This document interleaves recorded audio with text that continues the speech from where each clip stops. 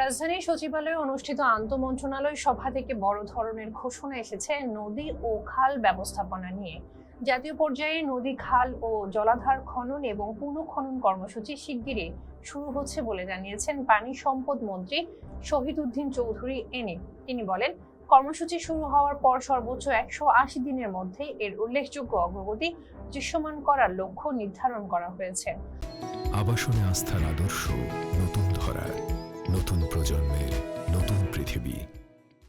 বৃহস্পতিবার প্রধানমন্ত্রীর সভাপতিত্বে 5 বছরে 25 কোটি বৃক্ষরোপণ এবং জাতীয় পর্যায়ে নদী, খাল, জলাধার খনন ও পুনঃখনন কর্মসূচি বাস্তবায়ন নিয়ে আন্তঃমন্ত্রণালয় সভা অনুষ্ঠিত হয়।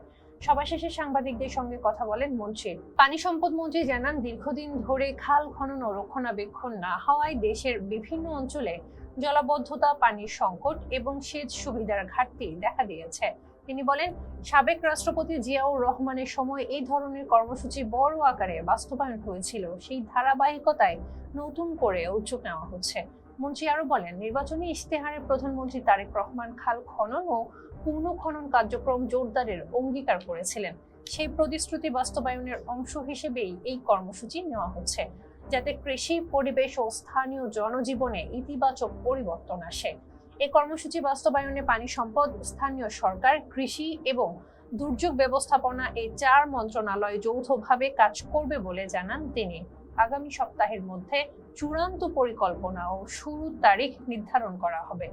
180 দিনের মধ্যে কার্যক্রম শুরু ও দৃশ্যমান অগ্রগতি নিয়ে প্রশ্নের জবাবে মন্ত্রী বলেন, দ্রুতই কাজ শুরু হবে। 1 সপ্তাহের মধ্যেই আনুষ্ঠানিক ঘোষণা আসবে এবং শুরু হওয়ার পর নির্ধারিত সময়ের মধ্যেই বাস্তব অগ্রগতি দেখানোর চেষ্টা থাকবে। ফেজদা বিপলের সঙ্গে থাকার জন্য ধন্যবাদ। আবাসনে আস্থার আদর্শ, নতুন ধরা, নতুন প্রজন্মের নতুন পৃথিবী।